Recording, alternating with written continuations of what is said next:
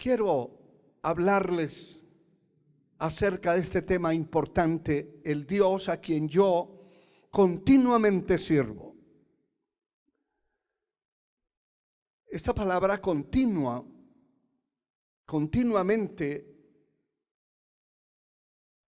se define como algo ininterrumpido, sin detenerse o sin parar. Es decir, que en el momento que la persona determina, toma la decisión de servir a Dios, no es ni por un mes, ni por 10 años, sino hasta que tenga las fuerzas para hacerlo.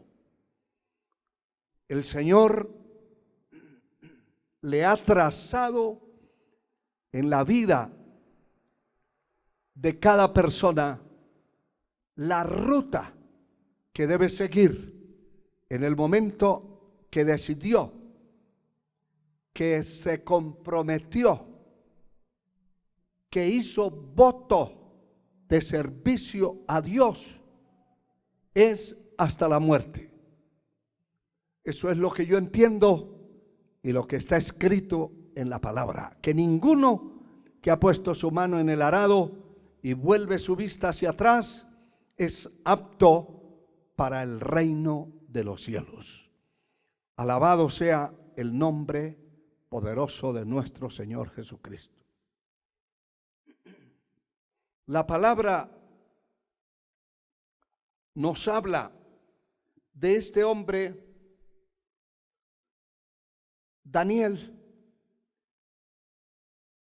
uno de los deportados, de los que fueron llevados a Babilonia, pero que Dios lo levantó y lo puso en una posición y le dio una identidad. Hoy quiero hablarles una parte de nuestra identidad. Y esa identidad que le da a Daniel, siendo un joven, pero lleno de sabiduría y de gracia de parte de Dios, vino a ser más entendido, más sabio que todos los sabios que habían en el reino, los sátrapas, los magos, inclusive brujos y de todo. La vida de este hombre superó a todos los demás. Alabado sea el Señor. No había ninguno que le superara. El verso 3, por tomar una referencia, dice: pero Daniel mismo era superior a estos sátrapas y gobernadores, porque había en él un espíritu superior, y el rey pensó en ponerlo sobre todo el reino. Había una capacidad espiritual, ministerial, administrativa, que superaba definitivamente a los demás. Eso lo eleva a una identidad en presencia de un reino, de muchos pueblos y en presencia de muchos enemigos que fueron desatándose y levantándose en contra, porque él les superaba en todo y no hallaban por qué lado acusarle, detenerle, golpearle, y usaron todos los medios posibles para detenerlo, y por último fue lanzado a un foso de fieras donde iba a ser devorado. en contra de la voluntad del rey, porque este hombre apreciaba, este rey Darío apreciaba a Daniel, lo tenía en alto y sabía que era una pieza importante dentro del reino. Gloria al Señor. En contra de su voluntad y bajo engaño y presión de los enemigos que se levantaron contra este joven Daniel, el rey había firmado un edicto bajo engaño y bajo presión y bajo todo, que era en contra de su propia vida. Esto lleva a Daniel a ser echado, lanzado a ese foso de leones, de fieras. Pero dice la palabra que el rey esa noche no pudo dormir, se mantuvo en una zozobra, en una desesperación, porque estaban humanamente matando, destruyendo una de las piezas más importantes administrativamente y espiritualmente de su reino. Es importante resaltar que bien temprano de la mañana, siendo oscuro, en la madrugada, corrió este hombre hacia la puerta del foso donde estaban estas fieras y con voz triste se dirigió a llamar a Daniel. Y le dice: Daniel, siervo del Dios viviente. En primer lugar, esa frase significa muchísimo, porque nosotros, los que realmente hemos conocido a un Dios vivo, nunca más volvimos a doblar las rodillas ante una estatua, ante una momia, ni ante un ser muerto, a un Dios de papel, de cemento, de tablas. Nunca, porque conocimos a un Dios vivo. Y este hombre, aunque no profesaba la fe de Daniel, está diciendo algo revelado de Dios. Daniel, siervo del Dios viviente, le está diciendo: el Dios tuyo, el Dios a quien tú sirves, no es un Dios muerto que se quedó en la tumba. Es un Dios que resucitó. Es un Dios vivo. Es un Dios poderoso. Aplicándolo a nuestra era cristiana, a nuestro cristianismo, el satanismo, dicen que Cristo murió y lo mantienen bajo ese estatus de muerte, como muchas religiones creen que murió y que fue un profeta y que fue un cualquier hombre.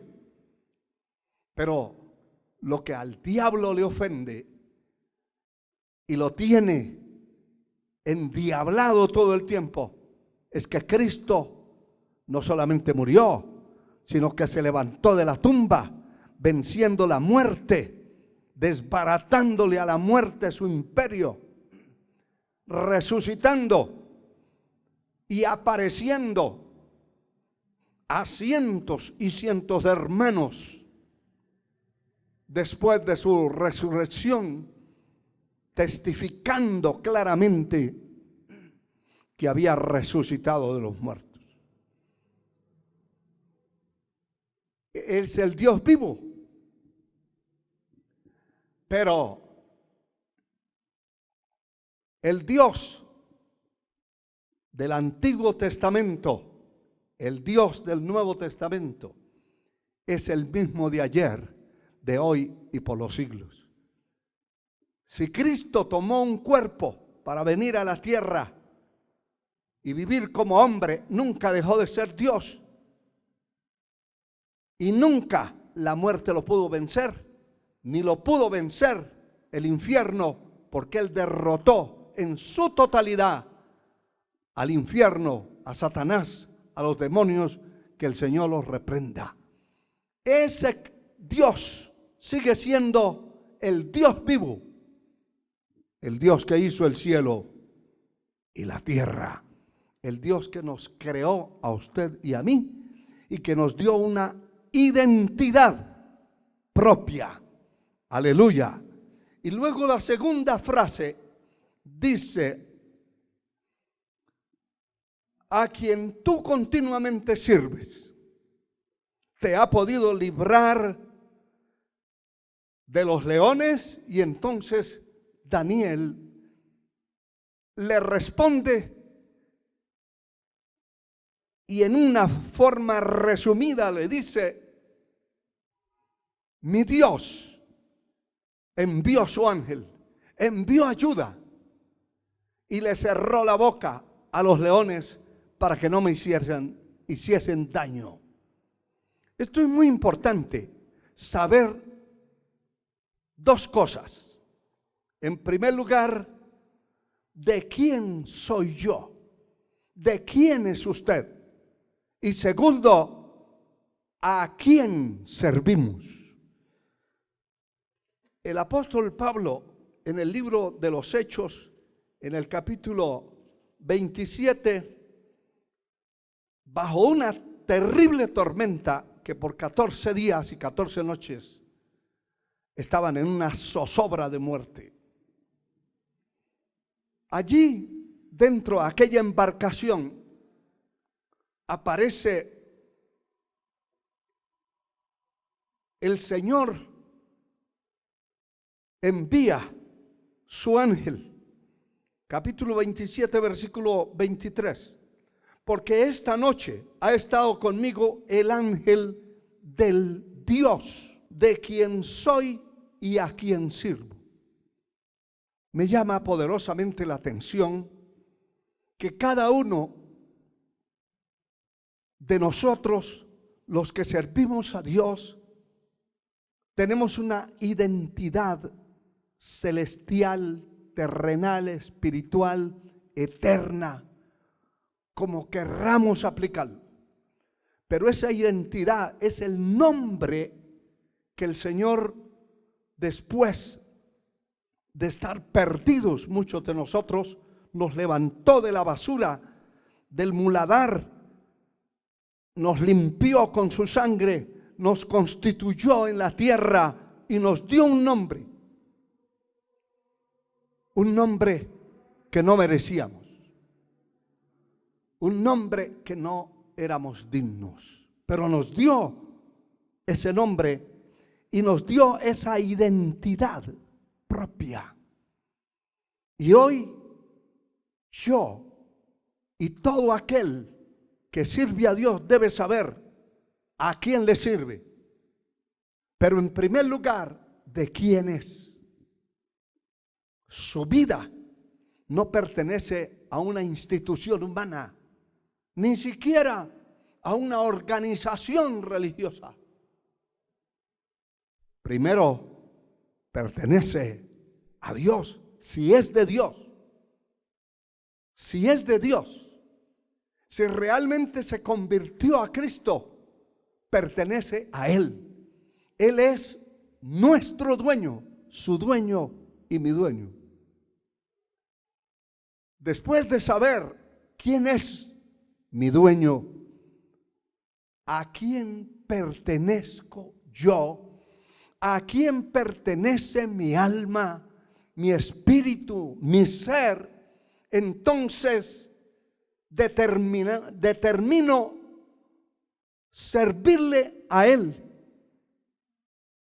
Y sé entonces también a quién le sirvo.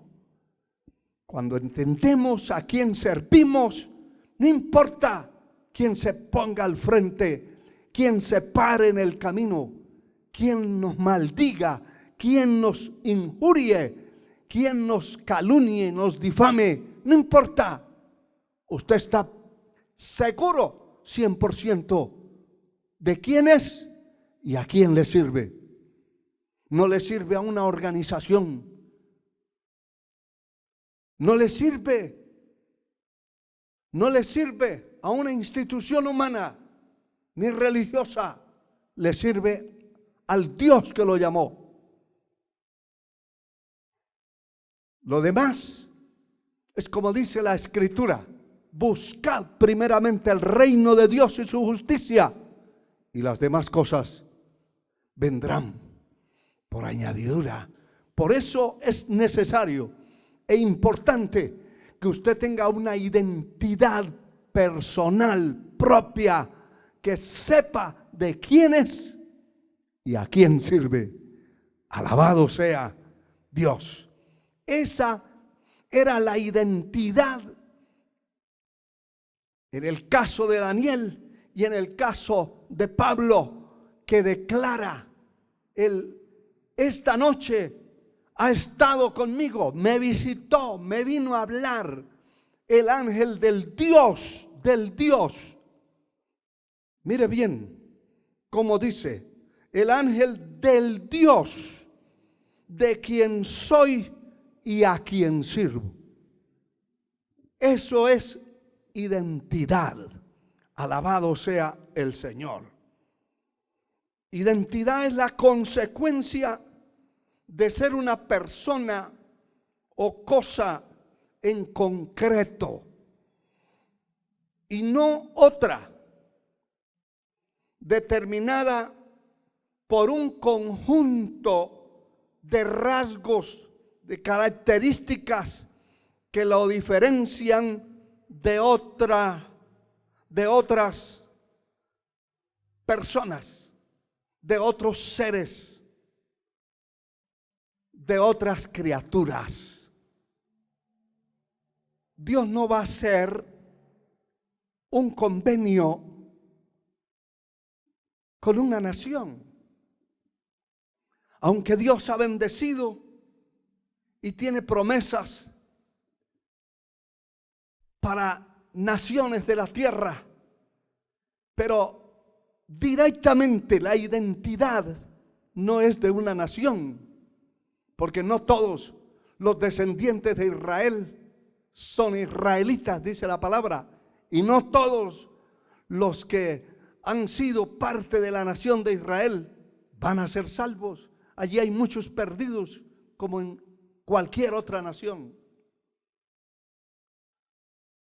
Pero con el individuo, el Señor le dijo a Abraham: por cuanto no rehusaste a tu hijo, a tu único hijo, por cuanto obedeciste a mi voz, yo te bendeciré. Esa es la identidad. La palabra dice: el que persevere hasta el fin.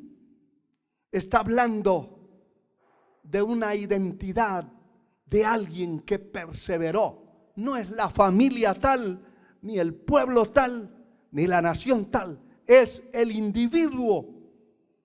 Y cada uno de nosotros tenemos que tener una identidad plena y concreta delante de la presencia de Dios. Alabado sea el Señor. Y quiero leerle una nota acerca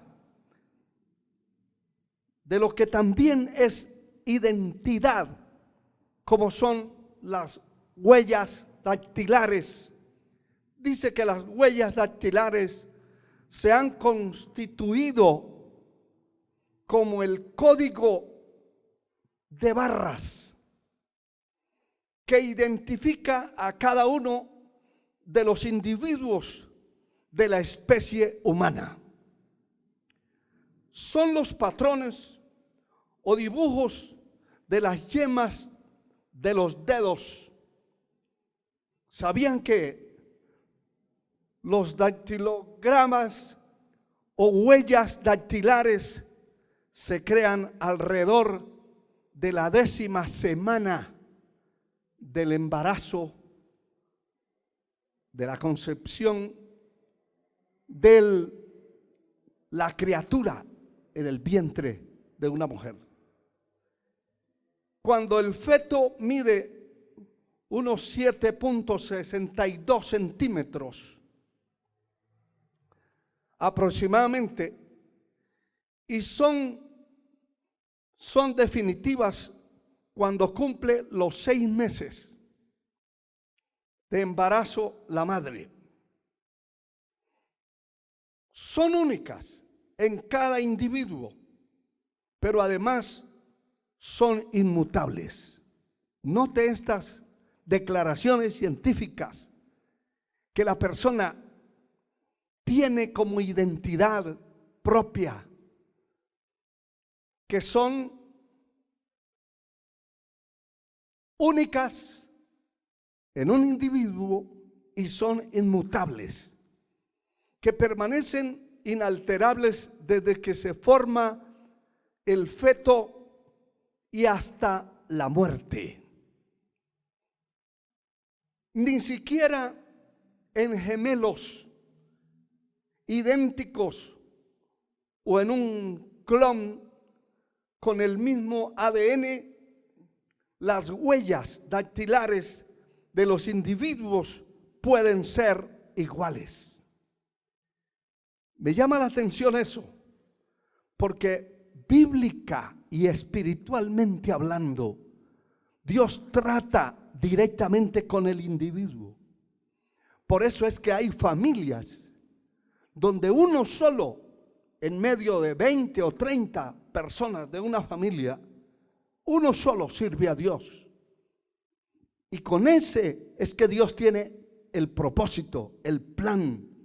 Con esa persona Dios lleva adelante el propósito de su obra en la tierra. Alabado sea el Señor para siempre. Yo pertenezco al Dios que hizo el cielo y la tierra. Esa es mi identidad clara. Alabado sea el Señor. Porque la palabra nos habla que ni siquiera nuestra ciudadanía es de la tierra. Y lo encontramos en las Escrituras y lo vamos a ver más adelante. El que hizo el cielo y la tierra me hizo a mí según el propósito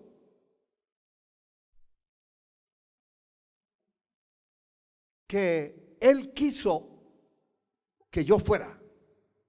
Lo que Dios programó que yo fuera está estampado dentro de las Escrituras, de la palabra de Dios. Dentro de esta programación en la tierra, de esta identidad. Aquí está en el Salmo 139, el verso 13, habla de esa identidad personal e individual. Alabado sea el Señor. Y dice la Escritura: porque tú formaste mis entrañas, tú me hiciste en el vientre de mi madre. Fue el Señor. Y el verso 16 dice: mi embrión vieron tus ojos, y en tu libro estaban escritas todas aquellas cosas que fueron luego formadas, sin faltar una de ellas. Eso es grande, porque el Señor programó mi vida y programó la vida suya. Si usted sirve a Dios, tiene un enorme privilegio a diferencia de los demás seres humanos. Si alguien sirve en una institución humana, en una empresa, esa persona le está sirviendo a un hombre por un salario. El día que se muere, no se lleva nada, no le van a dar las prestaciones allá en el cielo. Se murió, se murió. Hasta ahí termina. Si fue cristiano, si sirvió a Dios, si era un cristiano genuino, su alma se fue al cielo eterno. Si no lo era, solo hay dos lugares de llegada, dos terminales eternas: el infierno y el cielo. Pero aquel que tiene una identidad delante de Dios y que le sirve a Dios y que fue programado desde antes de nacer, porque la palabra dice claramente, cuando el Señor le habla al profeta Jeremías en el capítulo 1, versículo 5, dice: antes que te formase en el vientre. Mire, textualmente dice la palabra: antes que te formases en el vientre te conocí, y antes que nacieses te santifiqué y te di por profeta a las naciones. Es una programación, es un plan determinado y es una identidad que el Dios Altísimo le está dando a la persona. Está identificado en el cielo y en la tierra. Alabado sea el Señor. Es muy importante que la persona que sirve directamente a Dios en la tierra, el día que parte de este mundo, de este planeta, a la eternidad, a la presencia de Dios, él ganó una batalla y ganó una victoria, a diferencia de los demás seres humanos, totalmente diferente y totalmente grande.